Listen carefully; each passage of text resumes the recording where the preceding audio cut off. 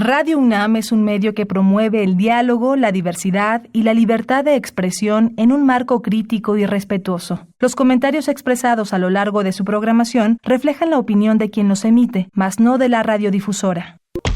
La actualidad. La actualidad. La actualidad. La actualidad demanda cuidar nuestra salud. Estar informados es nuestra mejor herramienta. Hipócrates 2.0. Investigación y vanguardia en salud. Una producción de Radio UNAM y el Programa Universitario de Investigación sobre Riesgos Epidemiológicos y Emergentes. PUIRE. Hipócrates 2.0.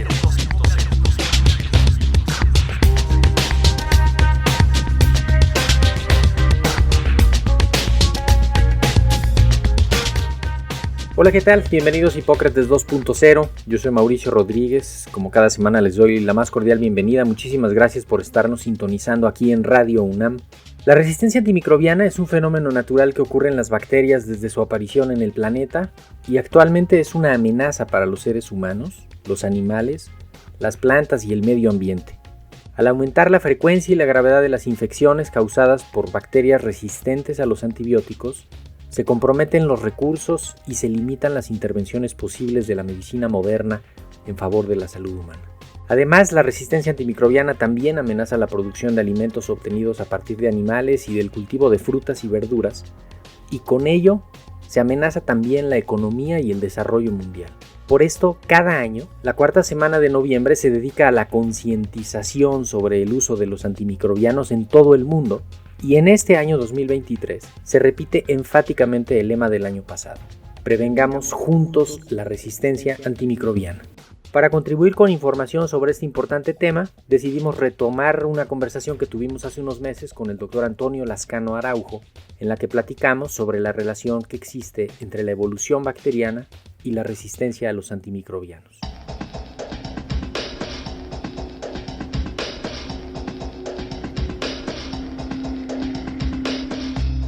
El doctor Antonio Lascano Araujo es biólogo y doctor en ciencias egresado de la UNAM.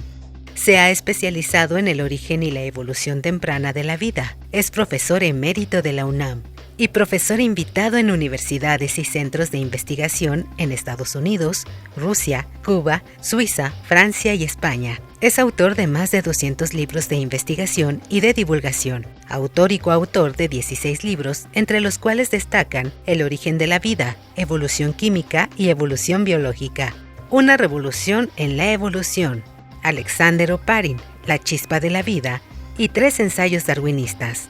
El Dr. Lascano Araujo ha sido galardonado con diversos premios como el Universidad Nacional 2007, el Charles Darwin Distinguished Scientist 2013, 3 doctorados honoris causa y muy recientemente el Premio Universidad Nacional 2023 de Docencia en Ciencias Naturales. Forma parte del Sistema Nacional de Investigadores y del Colegio Nacional.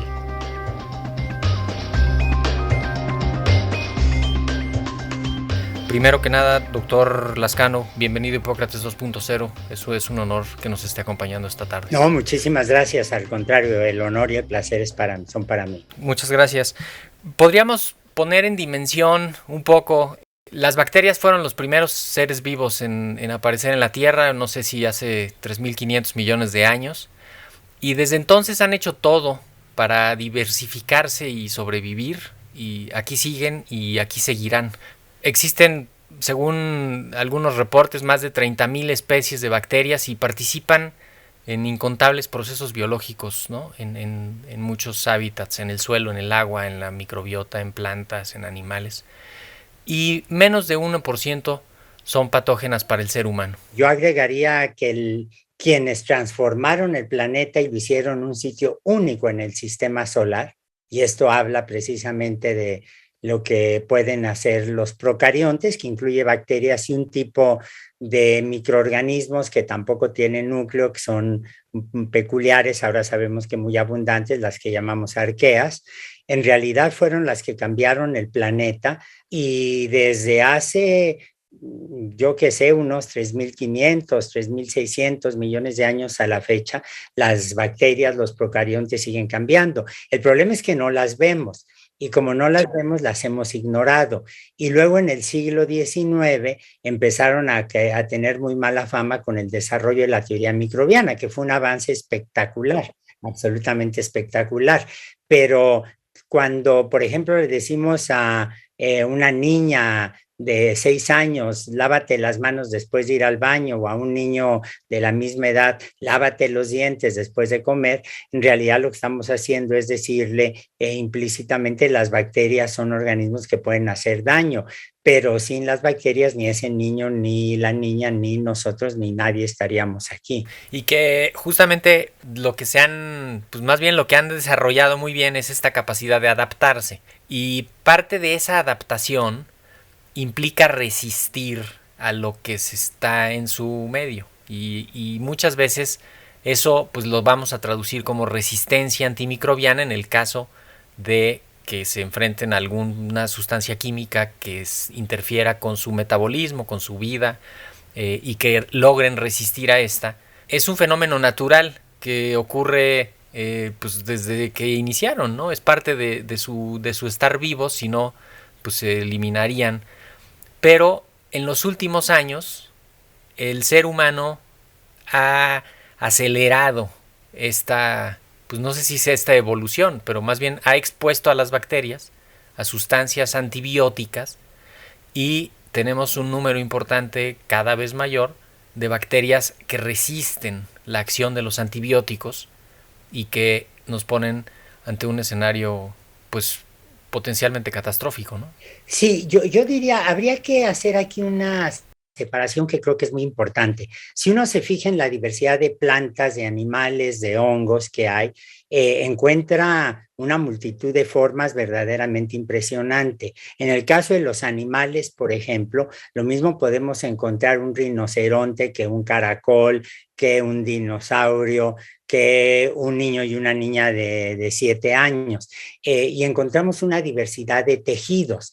Los animales nos caracterizamos, los humanos, por ejemplo, por tejidos nerviosos, óseos, sanguíneos, epidérmicos, la piel, etcétera. En las bacterias la estrategia evolutiva es distinta, aunque hay algunas bacterias donde vemos multicelularidad, pluricelularidad, como por ejemplo en las mixobacterias o en las actinobacterias, en realidad allí la evolución se fue más bien por el lado metabólico y son un poco como adolescentes, se comen lo que sea. Estamos acostumbrados a hablar, por ejemplo, de Escherichia coli o de unas cuantas bacterias que son los modelos que trabajamos en el laboratorio, pero la verdad es que no tenemos ni la más remota idea de la diversidad bacteriana. Y en esa diversidad bacteriana, evidentemente, lo que vemos atrás es el proceso de diversificación y de evolución. Ahora, lo que usted ha mencionado es muy importante, porque en realidad los antibióticos que descubrimos casi de una manera accidental son sustancias que cuando se usan por primera vez por los humanos fueron encontradas como inhibidoras del crecimiento de bacterias. Y hoy en día pensamos que los antibióticos son una suerte de mecanismo de regulación ecológica entre especies, entre poblaciones que están interaccionando. Es decir, los antibióticos pueden servir para que un hongo controle el espacio, no en el sentido volitivo, no lo quiere hacer así, pero la producción de los antibióticos o de los venenos pueden servir para que establezca una relación de equilibrio entre las poblaciones del hongo con las distintas bacterias.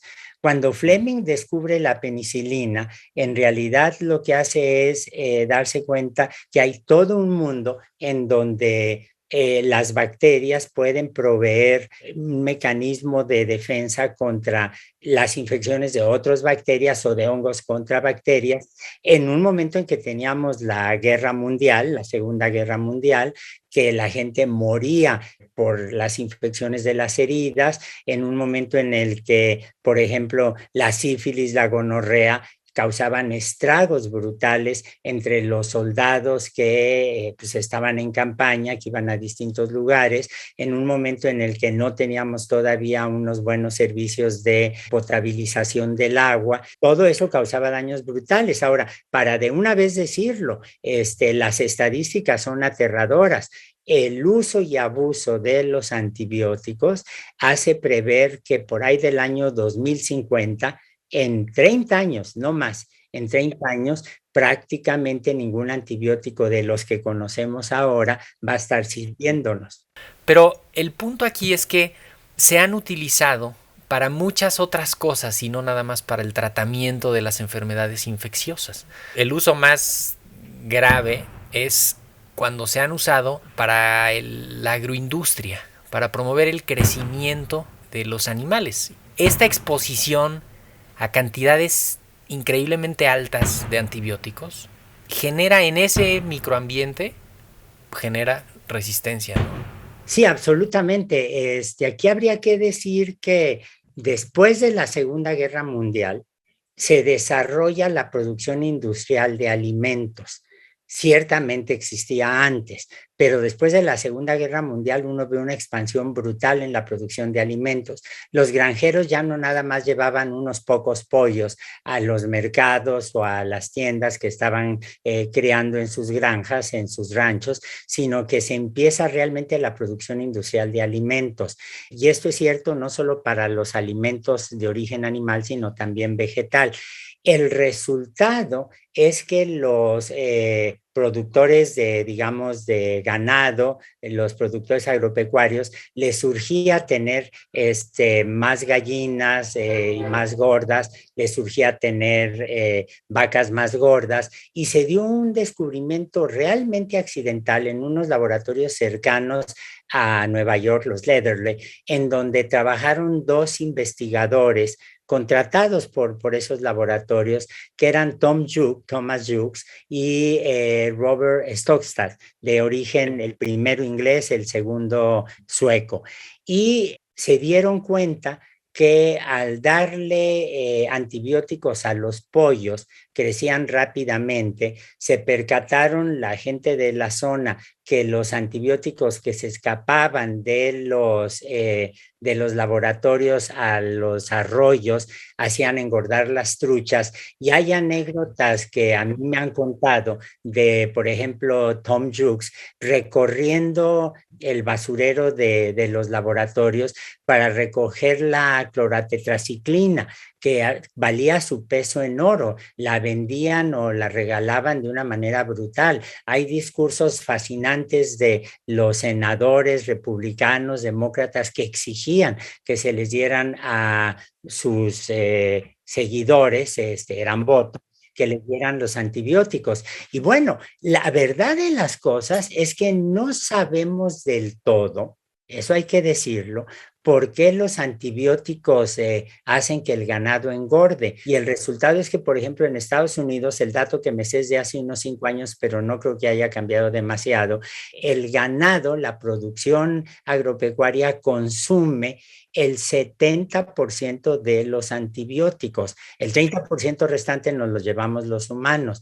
A eso hay que agregar que durante muchos años, durante mucho tiempo, uno podía comprar los antibióticos sin receta, y el resultado fue evidentemente la reacción de las bacterias. Ahí sí las arqueas intervienen menos, pero la reacción de las bacterias adaptándose muy rápidamente con un mecanismo que se encuentra en todos los grupos biológicos, pero las bacterias son las que lo dominan, que es el transporte horizontal de genes. Uno puede ver un camello y una palmera y pensar que están totalmente separados evolutivamente, taxonómicamente, y es cierto. Bueno, entre las bacterias, las barreras taxonómicas son muy fácilmente perturbadas por los genes que viajan a bordo de virus, en plásmidos, o por ejemplo cuando dos bacterias se juntan una con otra, desarrollan un pilo, lo que se llama un pilo, un pelo, el nombre que usamos pili, usamos el nombre en latín,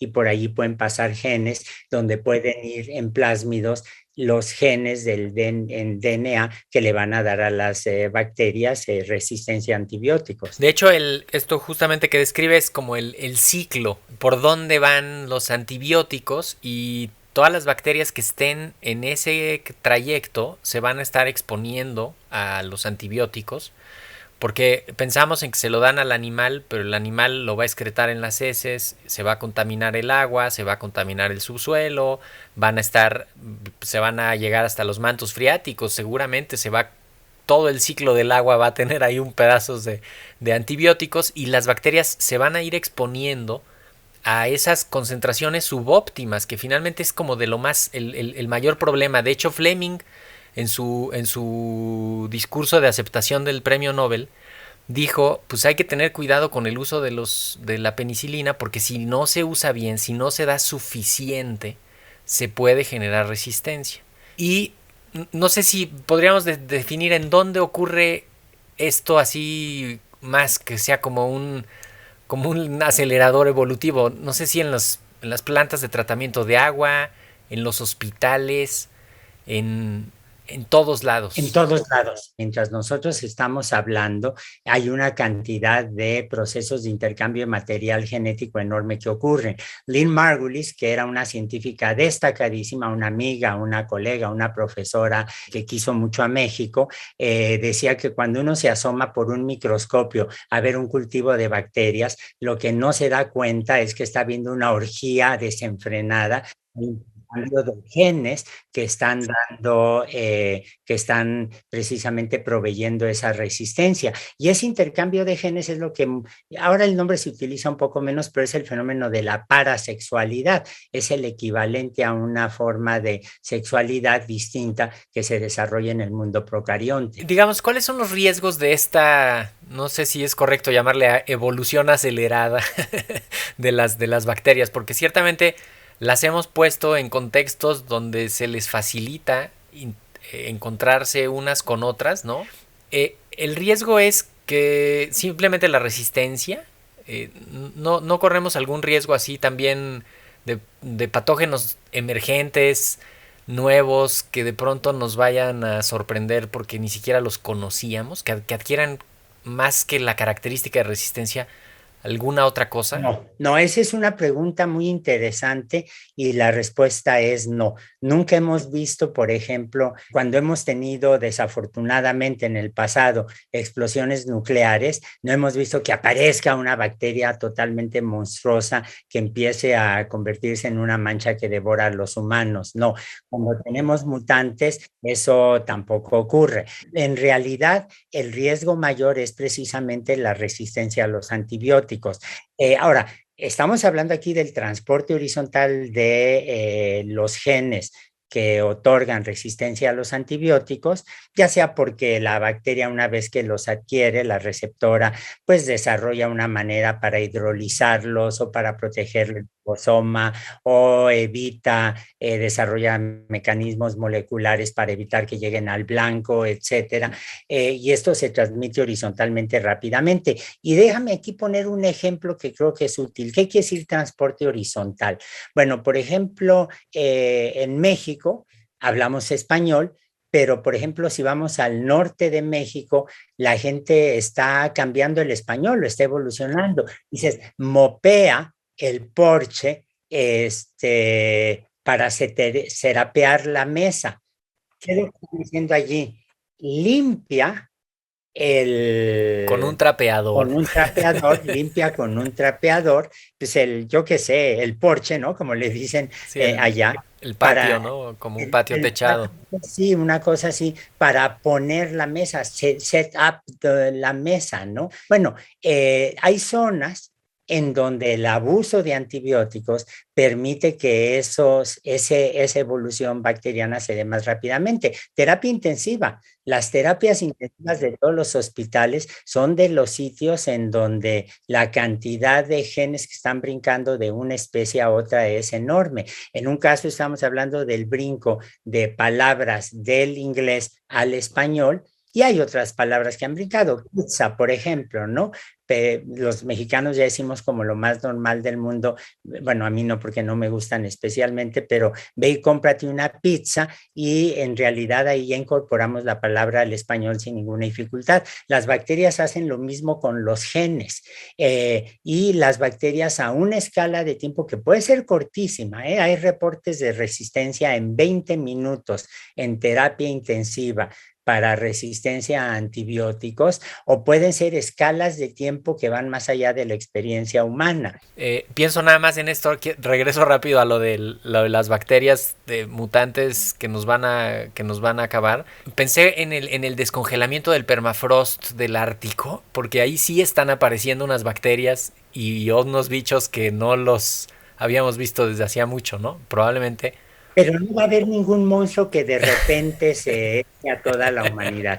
Lo que es fascinante, y eso muchos no lo conocen, es que cuando se estudiaron sedimentos congelados en el Ártico canadiense, descubrieron genes, en bacterias que estaban congeladas, descubrieron genes de productores de hidrolasas que destruyen a la penicilina. Es decir, estamos hablando allí de bacterias de miles y miles de años que ya efectivamente habían desarrollado resistencias. El monstruo lo estamos siendo nosotros y lo estamos moldeando en las manos, la falta de precaución, de cuidado al manejo de antibióticos. Sí, y en la vida cotidiana, ¿no? Porque sí podemos regresar a una situación crítica en la que haya ciertas infecciones, algunos contextos clínicos donde no haya herramientas. O sea, se acaban los antibióticos porque las bacterias que están ahí involucradas en las infecciones, sobre todo en las infecciones sistémicas graves,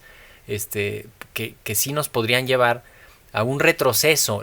Los logros de la medicina moderna se basan en los antibióticos para mantener a raya las infecciones. Y ahí hay que decir algo que es muy importante. Si a uno le tiene que exigir, tiene que educar, nos tenemos que educar todos en el uso correcto de los antibióticos. Por ejemplo, ya cuando tiene uno un catarro o dolor en la garganta, pues no se recomiendan antibióticos porque probablemente van a ser inútiles, pero también como sociedad y como gobierno se tiene que exigir una mayor responsabilidad a las grandes compañías farmacéuticas.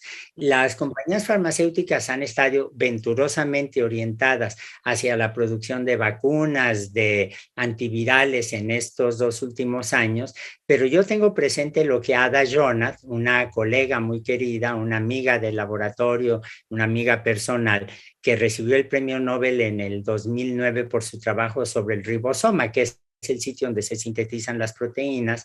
Ella siempre dice cómo han desarrollado antibióticos que afectan los ribosomas, que inhiben la producción de proteínas en bacterias que serían de otra manera resistentes, y la resistencia que hay, no de las bacterias, sino de los laboratorios a invertir en este tipo nuevo de antibióticos. Yo creo que ahí la solución es un poco como con la Wellcome Foundation en Inglaterra o con inversiones mixtas como las ve uno en Francia o en Alemania, en donde los sitios de investigación públicos trabajan asociados con la industria para desarrollar, estimular, que es lo que les interesa a la industria, ganar dinero, estimular el desarrollo económico, el desarrollo de fuerzas productivas y al mismo tiempo estar buscando alternativas, porque como siempre ocurre, lo que puede suceder es que quienes sean las víctimas primarias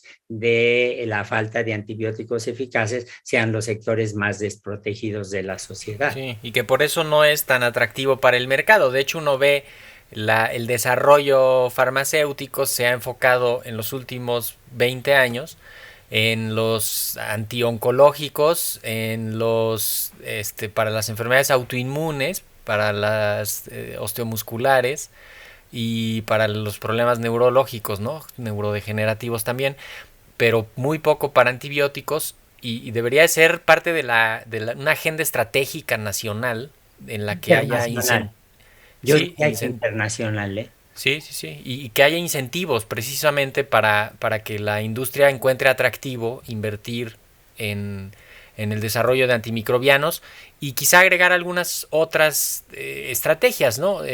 Podríamos también echar mano del cobre en algunos puntos específicos y sí estratégicos para romper. Alguna vez los picaportes de las puertas eran de cobre para que estuvieran limpios. Podríamos regresar a las orillas de las mesas, aunque sean los hospitales, ¿no? Conocemos perfectamente bien desde la época de los egipcios, se conocen las propiedades antisépticas, bactericidas del cobre. Implica un cambio radical del mobiliario de acero inoxidable, que da una sensación de limpieza cuando se ve, pero que ciertamente no tiene las propiedades bactericidas que encontramos en el cobre. Esto haría que la economía de algunas zonas, Chile, por ejemplo, Afganistán, se fuera para arriba, pero sobre todo contendría mucho a las bacterias. Ahora, yo sí creo que además de las bacterias hay que tener presente un problema adicional, que son los hongos. Los hongos pueden ser patógenos, estamos acostumbrados a los champiñones, pero pensemos en Cándida y hay resistencia perfectamente documentada de cándidas que son patógenos, y hay que recordar que no tenemos vacunas contra los hongos. Sí, y de hecho los virus también se pueden hacer resistentes a los antivirales. Sí, por supuesto. O sea, es un fenómeno que nos está acechando. También como el tiempo nos está acechando, tenemos que cerrar esta conversación. ¿Con qué idea se quiere despedir, doctor Antonio Lascano? Bueno, con el hecho de que no pensemos en la naturaleza como un ambiente en donde estamos luchando codo a codo con los hongos para que maten a las bacterias, que evitemos los ejemplos antropocéntricos de una guerra, de una lucha sin cuartel. No, simplemente darnos cuenta que lo que estamos atestiguando son los efectos de la selección, la evolución biológica, en este caso afectándonos directamente. Y yo creo que si recuperamos, ahora que se ve una cierta esperanza de que se atenúe la pandemia de SARS-CoV-2, si recuperamos esas medidas muy inteligentes de control de antibióticos, de manejo inteligente, si desarrollamos e imponemos reglas en la producción agropecuaria, si nos cuidamos de no contaminar las aguas con los antibióticos que van a dar a ellas finalmente, yo creo que podemos, paralelamente al impulso de investigación científica en la búsqueda de nuevos antibióticos o nuevas estrategias como el cobre, yo creo que podemos vislumbrar un mejor panorama. Buenísimo, pues muchísimas gracias por haber estado en Hipócrates 2.0, doctor Antonio Lascano, profesor investigador de la Facultad de Ciencias de nuestra universidad. Muchísimas gracias. Encantado, que tengan buenas tardes todos. Pues con estas ideas nos vamos. Esperamos que les haya gustado el programa y que nos acompañen la próxima semana con un programa más aquí en Hipócrates 2.0. Yo soy Mauricio Rodríguez. Quédense en sintonía de Radio UNAM. Hasta la próxima. Muchísimas gracias por su atención. Hipócrates 2.0 es una producción de Radio UNAM y el Programa Universitario de Investigación sobre Riesgos Epidemiológicos y Emergentes, PUIRE, coordinado por el Dr. Samuel Ponce de León. Te esperamos la próxima semana. Hipócrates 2.0 Radio UNAM. Experiencia sonora.